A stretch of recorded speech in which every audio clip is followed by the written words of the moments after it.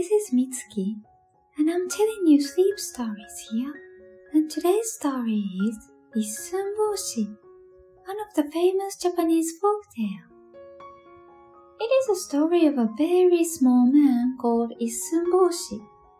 He was about 3 centimeters tall. It is often said that this story came from a book called Otogisoshi, which was written in Muromachi or beginning of Edo period. And this story is actually controversial. Some say that the original story was different, or the others say Issunboshi wasn't actually a nice man. Blah blah blah. Yeah. So, and another thing. In this story, Oni appears. What is Oni? Well, Oni is translated as demon or devil, or you could say it is one of the Japanese yokai. Oni appears in many Japanese folktales. It has usually 2 horns, very strong looking, and described as very scary creature. It has a long history. Oni already appeared in the book written in 720. So, it has been part of our culture for over 1,000 years. So, anyways, Issunboshi isn't really my favorite tale, but it's very famous. So, yeah, I'll introduce a very basic tale bit now. I hope you enjoy. 昔々あるところに子供のいない老夫婦がいました。Once upon a time, there lived an old couple. They had no child. They were longing for one for a long time. ある日、老夫婦は神社へお参りしました。すると、数日後、神様へ願いが届いたのかもしれません。おばあさんはついに子供を授かりました。One day, they visited to the shrine, and a few days later, maybe the god listened to their wishes. She got pregnant. そして、おばあさんは身長が3センチほどの小さな男の子を産みました。And she gave birth to a small baby boy. He was about 3 centimeters tall. 二人はその小さな男の子を一寸法師と名付け、大切に育てましたが、一寸法師が大きくなることはありませんでした。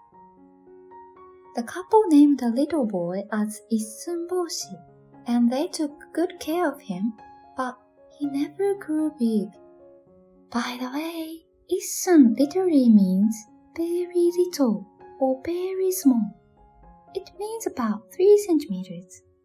So, his name itself expresses his unbelievably small height. Back to the story. そして、どれぐらい時が経ったでしょうか。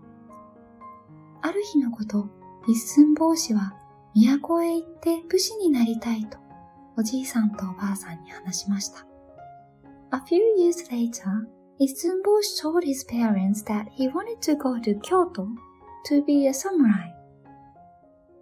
おじいさんとおばあさんは最初反対しましたが、一寸法師の決心は揺らぎませんでした。そこで二人は、お椀を船、お箸をオール、刀の代わりには針を準備して、一寸法師を送り出すことにしました。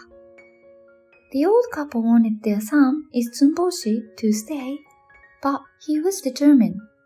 So they eventually prepared the rice bowl as his ship, chopsticks as his paddle, and a needle as his sword to send him off.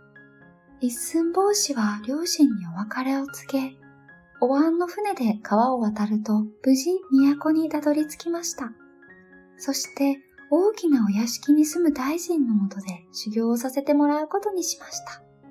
Issunboshi left his parents, crossed the river all by himself with his rice bowl ship, and finally arrived at Kyoto. And there he decided to train himself under the minister who was living in a big house. 一寸法師は毎日真面目に修行をしました。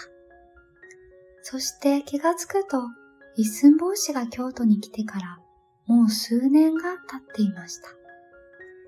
Issunboshi worked hard every day, and time flied.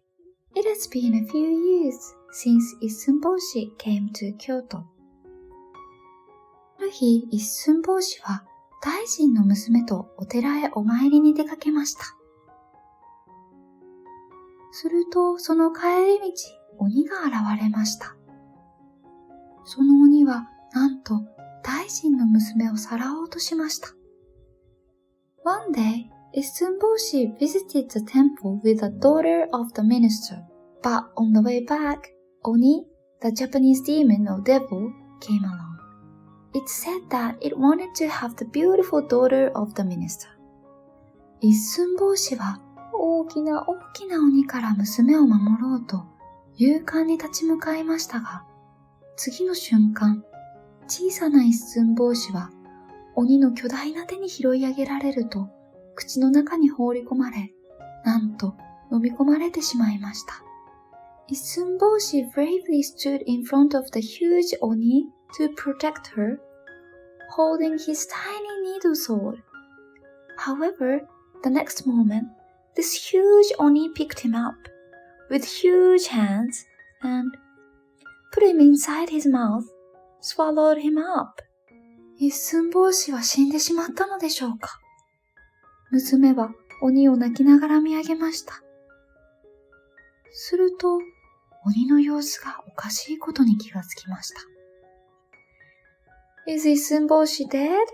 The daughter looked up this huge Oni, crying. But then she noticed that there's something strange going on with this Oni. 何が起こっていたのでしょうか。なんと、飲み込まれた一寸法師が鬼のお腹の中を針の刀で刺していたのです。鬼はお腹を押さえ、あまりの痛みから一寸法師を吐き出すと逃げていきました。What was going on? Well, swallowed Issunboshi was stabbing Oni from the inside with his needle sword. Oni couldn't bear the pain, spitting him out, and ran away. そして鬼が逃げた後には打ち出の小槌が落ちていました。And after Oni has gone, there was 打ち出の小槌 left behind. By the way, what is 打ち出の小槌? Well, 打ち出の小槌 is like a hammer, magic mallet that delivers whatever you wish for. All you have to do is to wish something and shake the 打ち出の小槌. Then you'll get whatever you wished for. Cool, right? This magic mallet appears in the many folktales in Japan, and it has a long history. It was already described in a book called Folktale, which was written over 800 years ago. And in Folktale, apparently it says, 打ち出の小槌 can bring you everything, but they are all dream. They disappear with the ring of the bell. Anyways, enough of 打ち出の小槌. Now back to the story. 娘はその打ち出の小槌を拾うと、一寸法師にこう尋ねました。何が欲しいですか？一寸法師は答えました。僕は大きくなりたいです。The daughter picked it up and she asked Issunboshi, What do you wish for? He said, I want to grow big. 娘が打ち出の小槌を振ると、一寸法師はみるみる大きくなりました。As she shook 打ち出の小槌, his body grew big, and now he became a brave young man. そして、一寸法師は娘と結婚をし、両親も都へ呼び寄せ、幸せに暮らしましたとさ。めでたしめでたし。They got married.And he called his parents to Kyoto as well, and they all lived happily ever after.